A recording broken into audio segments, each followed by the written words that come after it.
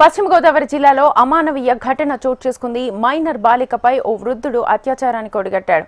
ఈ ఘటన ఆలస్యంగా వెలుగులోకి వచ్చింది. ఆకువీడు సంత మార్కెట్ సమీపంలో ఉండే 70 ఏళ్ల షేక్ మీరా 9 ఏళ్ల బాలికపై అత్యాచారం చేశాడు. ఈ ఘటన నిన్న జరగగా ఇవాళ ఉదయం వెలుగులోకి వచ్చింది. బాధితురాలి తల్లిదండ్రులు పోలీసులకు ఫిర్యాదు చేయగా నిందితుడిని అరెస్ట్ చేశారు.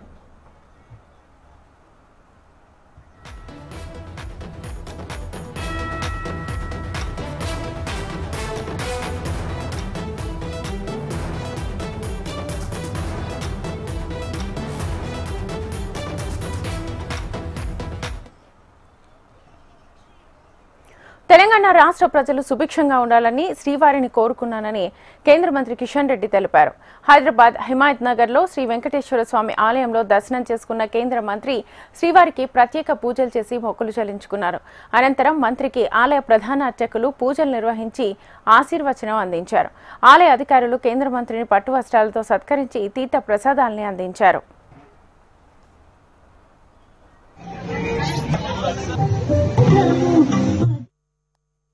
తిరుమల తిరుపతి దేవస్థానం మన హైదరాబాద్ బషీర్బాగ్లో ఉన్నటువంటి ఈ యొక్క దేవాలయము బ్రహ్మోత్సవాలు ఎంతో ఘనంగా ప్రతి సంవత్సరం కూడా నిర్వహించుకుంటున్నాం. ఈ సంవత్సరం కూడా నిన్నటి నుంచి బ్రహ్మోత్సవాలు ప్రారంభమైనాయి. సుమారు 20వ బ్రహ్మోత్సవాలు ఎంతో భక్తి శ్రద్ధలతో నిర్వహించుకుంటున్నాం.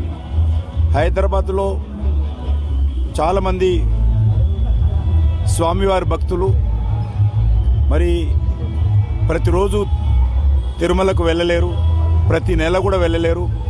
అలాంటి వాళ్ళందరూ కూడా మరి ఇక్కడ బషీర్బాగ్ వెంకటేశ్వర స్వామి మందిరంలో స్వామివారి దర్శనం చేసుకొని వారు మేము తిరుపతికే వెళ్ళాము అన్న భావన కలిగి